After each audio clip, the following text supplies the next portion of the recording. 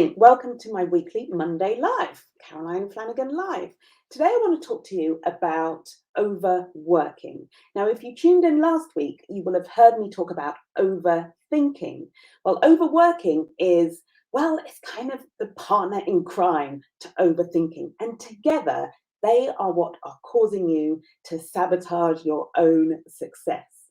My name's Caroline Flanagan. For those of you who don't know me, I am the coach for lawyers with Imposter Syndrome. I help you to stop overthinking, stop overworking, and start getting the recognition that you deserve. So overworking then, what exactly do I mean by that? Now, I know for a fact that already working long hours, it comes with the territory of what you do, doesn't it? It's all part of the job. And actually, therein lies the challenge. How do you know when the work you're doing, the long hours you're doing, are those that are actually necessary, that are required in order for you to perform at that high level that is expected of you? And how do you spot the difference between that type of work and what would constitute overworking, which I describe as work that is excessive, it's extraneous, it doesn't bring any added value to your performance, to what you deliver. So overworking then, to give you a very specific and precise definition, in order to help you to know the difference, is work that is driven by your imposter syndrome. Now, even if you don't identify necessarily with the term of having imposter syndrome, anything that you are doing which comes from a feeling of not being enough, not knowing enough, not having enough experience, not having been told enough, all of that very closely linked to imposter syndrome. So where the amount of work you're doing, the number of hours that you are putting into a piece of work, comes from what I like to sort of shorten to not enoughness. So anything connected with that feeling of not being enough, with imposter syndrome, that's when you know that the hours you're putting in are excessive. They're not adding actual value. Now, as I said, and as you know, you work long enough hours already, and that's why this is so important. It's absolutely critical that in a high level, high performing environment where so much is expected of you, where so much that is important to you often has to take a back seat. So those you love often have to come second. The things you love to do, your own self-care, all of these things, very quick to put in second place because of the needs and the drive and the requirements of doing your job well. So it's super important that every hour you do spend working, that's not doing those other things that are really important to you with those other people who are really important to you, making sure those hours are well spent and are not hours that you could be spending elsewhere, not hours that are unnecessary. So super important that we learn, and it is a skill, learn the skill, develop the ability to recognize when the way in which we're working is actually adding value to what we're doing, what we're producing, as opposed to it's coming from a place of not feeling enough and needing to compensate for that. So classic examples, the two most common examples of overworking, two P's. Number one, procrastination. Number two, perfectionism. Let's talk about procrastination first. That procrastination being the putting off, right? The delaying of getting down to getting something done, getting down to work. Now, the reason why that constitutes overworking is because all of that time you're not doing the job that you need to do. All of that time you're thinking about the job, and what's coming up for you is some sort of dread or stress or anxiety because you feel like you don't know how to do it. You feel like you don't have enough knowledge or experience. What happens is during that time that you're not doing it, that whole time you're putting it off, your brain is still having to work to put that off. Part of your brain and resources are being used up in trying to keep that kind of nagging sense of a job you need to do, keeping it at bay. And what that's doing, therefore, is detracting from, it's taking resources away from the work that you are doing in the time and your focus away from what you're doing. An example of this is a client of mine who one Sunday, the Sunday prior to one of our coaching sessions, was feeling very frustrated with how work had intruded on her personal time. So when we got down to the specifics of what had actually happened, what she described as work ruining her Sunday was actually 3 hours of her wanting to avoid doing the piece of work she needed to do, she knew she needed to do, was dreading doing, was worried about doing. 3 hours of avoiding that, but of course it's still being very much on her mind, her brain churning, turning that over and churning through it. 3 hours of that, and then what turned out to be less than 2 hours of work. So what we can see there is that effectively that task was equivalent to like 5 hours of work. So I want to really encourage you to start to see that time when you're procrastinating, putting things off, worrying about something, stressing about whether you know enough or not, what it's going to be like doing the task, is time you are working. And it's time that is being taken away from other things. So for my client example, that was time, that was energy, that was focus that she wasn't able to bring to her family. Even though she was at home, even though she was at one point cooking Sunday lunch, her brain was working away, trying to keep the anxiety and the stress and the worry about this piece of work at bay. That's an example of overworking. A second example, which I've given you, is perfectionism. I'm guessing that's sounding familiar for lots of you. It's the work that you are doing to try to make it, whatever the task is, whatever the job is, whatever the project, to try and reach a level of perfection, which, by the way, you will never reach because there is no perfection as a standard is not something you reach. There's always something different, something more that you could do. So where you find yourself, and this is how you know it's you, where you find yourself doing something which I've talked about recently, like laboring over emails. So deleting, editing, rewriting them over and over again in the hope, in the attempt to make it more perfect. This is, of course, classic perfectionism, a classic example of overworking because it comes from this fear of not being enough. I need to make it perfect in order for it to be acceptable, in order for, which is what's going on in your brain, in order for me to not be exposed. There's an attempt to kind of prove your worthiness through your work. So between procrastination and perfectionism, I'm guessing there's something in there that may be ringing some bells for you. And let's just be clear about why this matters. I've already talked about the time that is lost to overworking. And for you, perhaps that's the most critical thing. It's certainly the way a lot of my clients experience the most challenge, the most frustration about their work is like the amount of time they have to give over to it, how it dominates their life. So losing time is absolutely a key reason why fixing this, why getting better at like recognizing your overworking and having a solution to bring to it in order to stop yourself from overworking is super important.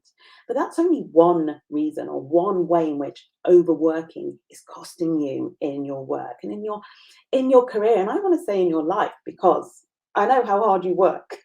So really, work and life, really, when you work the hours that you do, they are very much merged into one. So overworking is costing you in your work and therefore in your life. So first reason is the lost time. The second reason is, ironically, overworking is causing you to underperform.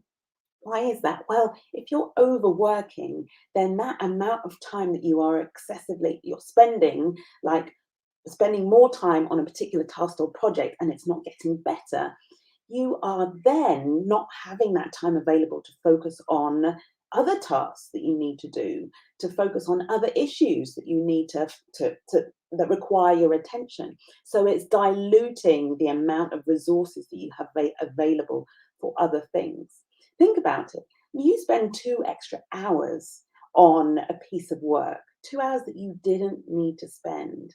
that's 2 hours of inefficiency. That's 2 hours less of you being able to like produce at a high level on all of your any of your other topics, other parts of your to-do list. It also means, of course, you're getting tired. The longer the hours you work, the less effective you are, the more that tiredness builds up. And of course, it does have an impact on the quality of the work that you do and the speed in which you can do that. So, overworking does lead to an underperformance by you. It is particularly when you consider the fact that overworking comes from this feeling of not enough.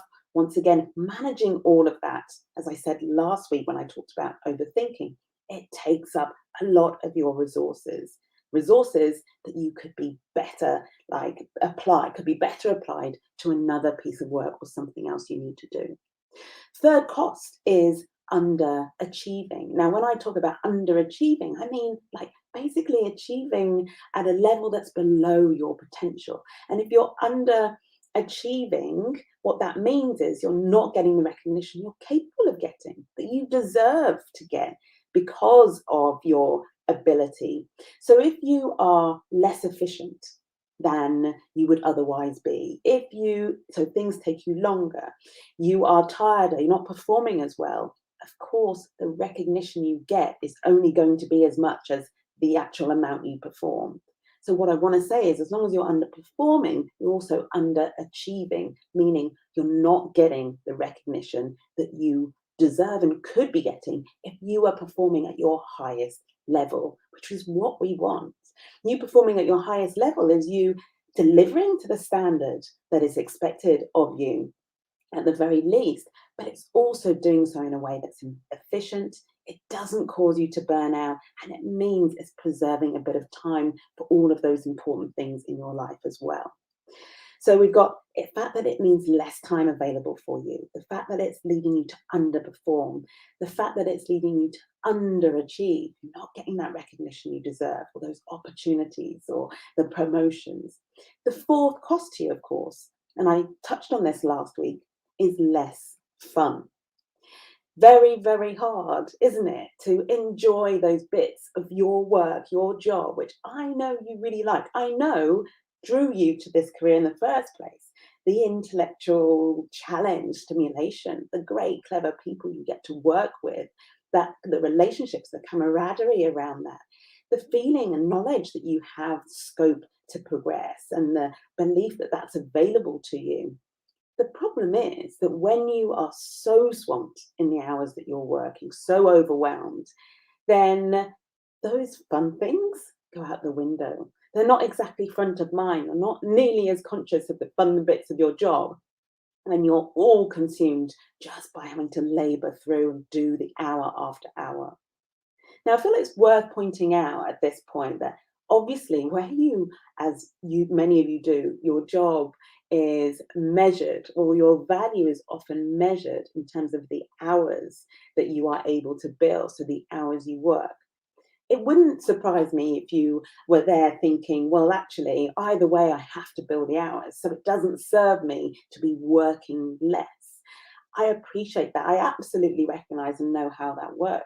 What overworking is about is identifying where those hours are not being put to the best use, where you are working hours that are they're just not adding any value. And here's an example of how you know this happens. I think I may have touched on it last week as well. When you get to the end of the day, whenever the end of the day might be for you, and you have basically been working hours and hours and hours, it could be the end of the week, and you go to fill in a timesheet, for example, of what you can then bill the client as a lawyer.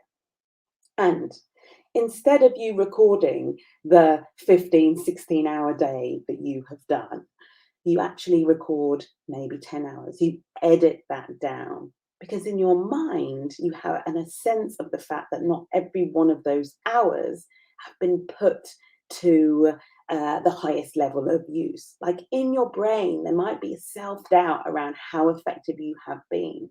So here was what I want for you in helping you to learn to recognize overworking, like spot it when you're in danger of doing it and step in and intervene, is so that if you are working 16 hours a day, when you get to record your timesheet, you get to write down that you worked 16 hours a day because you know that was time spent adding value to the job you were doing or for the client that you're working for. I don't want you working 16 hours a day and only feeling you can record 10 hours. That is you underperforming. That is you not getting the recognition that you deserve. And it's also certainly not you being able to enjoy the job that you chose, and you chose for a reason. So what's the answer then? Well, the answer is just so simple. I'm not telling you it's easy, but it's very simple. It is this. You show up to every day in your work. You show up to every task that you do as who you are. Now, the way I want to explain that is that imposter syndrome, the feeling of not enoughness, is all about showing up. It's when you're showing up to your work and your focus, or where your headspace is, your energy is all over the things that you're not. Your focus is all about all the things that you're lacking, and lack of experience in your brain that your brain thinks you have, the lack of knowledge you think you have, the lack of, I don't know, exposure to certain clients or environments or certain education, whatever it is that is the cause, really, of your imposter syndrome. So showing up from there, so when your imposter syndrome is triggered, you're just showing up from a position of all the things you think you're not. So my solution, the simple solution, is to teach you how to, in those moments, recognize that that is what you're doing and switch into showing up as who you are. So how do you do that? And who are you anyway? If you've been following my work, you know that the way you arrive at an answer to this question is through your imposter speech. If you're new to this work, the imposter speech is a tool, an incredibly powerful tool that I've created to help you solve your imposter syndrome. Because your imposter syndrome, it's not a problem. You don't need to fix it. Your imposter syndrome is part of who you are. So your only work, really, is to be able to, when your imposter syndrome is triggered, be able to see it as the opportunity it is, which is to step into who you are. So instead of it coming up and being a problem, that feeling of feeling like a fraud or feeling like you're not enough, it's a puzzle. That's what I like to teach you. It's a puzzle you just need to solve. And the puzzle is, who are you? So what the imposter speech does is it's powerful, it's practical, it's a portable tool. That's what I love about it. It's very accessible. And what it does is it starts to build it gives you very easy access to the answer to the question, who are you? So it helps you step into who you are, both at an identity level. So when you're just thinking about yourself, the thoughts you have about yourself, which previously or typically, if you suffer from imposter syndrome, will be all about what's lacking and how you're not enough and all the fraud stuff and how you're not deserving your success. What it does, the imposter speech, is it takes you from that place to a place where, oh, but I'm all of these things. And it's very clear about what these things are. So there's two parts to the imposter speech that makes it so incredibly powerful. Number one is the process you go through in order to create it. It's a process I created for you. And in my work with lawyers who have imposter syndrome, I walk you through this process. And if you like, it's a process of discovery. It's a bit like, imagine you have this enormous treasure chest full of value and gold and treasure that's completely available to you. And it's right there. And you have no idea how to get into it. You have no idea it's a treasure chest even. And what this work does is it helps you to find the key to that. Open it up, explore what's in there, and extract the value, the gold that's in, well, you. You are the treasure chest. The imposter speech process is something that helps you to discover. It reveals to you who you are and all the ways in which you are unique and valuable and extraordinarily capable. Information which, if you suffer from imposter syndrome, you worry about never being enough, you don't typically have to hand because you're too busy in this space of not enoughness, of all the things that you aren't. My job, or the job of the imposter speech, is to take you to the place of all of the things that you are. So the process reveals that to you. And it doesn't stop there. There's then the actual intentional use of the speech. So you go through the process, you create a kind of, it's like a collection of sentences that form a short speech. And that's what I encourage you, or you learn to use regularly. You use it at the start of every day so that at an identity level, you are continuously stepping into the identity is your whole self, not, oh, I'm doing this task and I'm not good enough and I don't know the answers, but like, this is who you are and bringing all of who you are to that task, not where you are in that particular moment. So the intentional use of it, great at an identity level to like really work on your self belief. That's what we're talking about here, but also very practical, so that in the moment, and to come back to the topic of this live, when you are overworking, so as you start to learn to recognize your overworking, meaning you're doing work that comes from a place of fear and not being enough, and that's why you're trying to make it perfect, or that's why you're trying to put off doing it. So in those moments, what you can consciously do, intentionally do, is say, literally say your imposter speech to you. And the effects are incredible. It literally switches your brain into accessing everything about you that is, as I said, valuable and capable. So you can draw on the infinite, and I mean infinite, the number of resources that you have. And what's beautiful is because it's a process, you've actually proved that to yourself.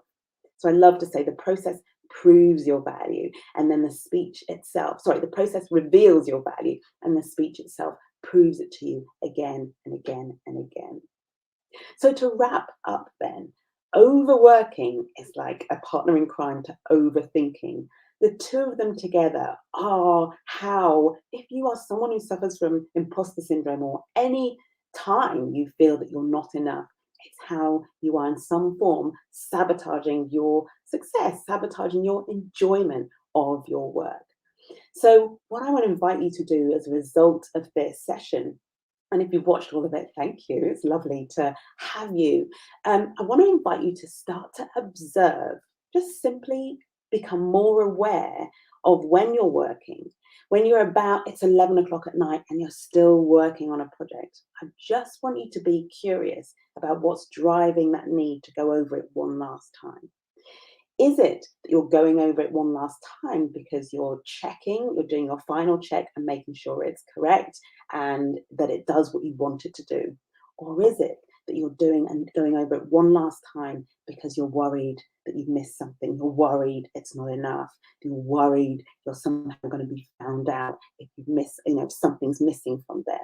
So just start by becoming aware of what's driving the hours that you work.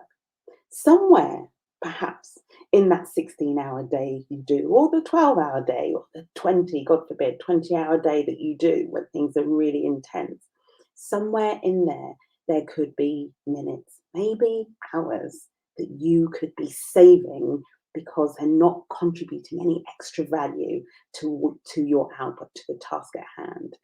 And we know that it's not contributing extra value when it's coming from the need, or rather from the fear of not being enough, and the need or desire to try and overcompensate for that. I hope you found that useful. I hope it's giving you food for thought. Let me know, share on the comments whether overworking is something that has resonated with you a little bit. And if you're a perfectionist, if you're a procrastinator, then there's perfect examples of how overworking is showing up for you in your life. And we want to change that. We want you to have more time. I want you to be performing when you work 10 hours, 16 hours, whatever it is. That is quality work, that is value you produce and you get recognition for. And it means that you get to start to enjoy your job again in the way that perhaps you used to. I'm Caroline Flanagan. Let me know your comments. I'd love to hear what you think. If you would like to know more about how you can stop overthinking or overworking, how you can start getting more of the recognition you deserve, how you can turn your imposter syndrome into, well, what it is, an opportunity to show up to more of your life as who you are, the valuable person that you are. There are two things that you can do to find out more. Number one, sign up to my newsletter. Every week I'm producing like free content. I'm tackling all of the issues that I know are very relevant for you in your day-to-day work. And it goes out every single week. You can get that, find that on my website, carolineflanagan.com, and you'll see a box come up there and you can just sign up. In addition, you can actually download my free guide to the secret signs of imposter syndrome. I know that for many of you, the expression, I feel like a fraud, doesn't necessarily resonate, but there are lots of other signals, right? Signs that actually how you're showing up to work, what's driving your overworking, for example, is this feeling of not enoughness. It doesn't have to be that you feel like a fraud, but if you're working in a certain way, there are lots of different sides outlined in this guide that will reveal to you where there are elements of imposter syndrome that are holding you back, sabotaging your success. So you can find that on the same page of the website as well. Last but not least, if you are on Facebook, come on over to my Facebook group. It's called the Imposter Speech, Imposter Syndrome group. I am live there, of course, on a Monday, but I'm in and out there. Ask me your questions. Very happy to answer any of the issues that these snippets, these lives have triggered in you or brought up for you. Come and join me and the others in the Imposter Speech group. That's it from me this evening. I hope you have a beautiful evening. If you're watching this on the replay, I hope you've enjoyed it. Do leave a comment, and I will see you next Monday live at 5:30. Watch the space. I'll let you know what the topic is. Take care. I will see you next time. Bye for now.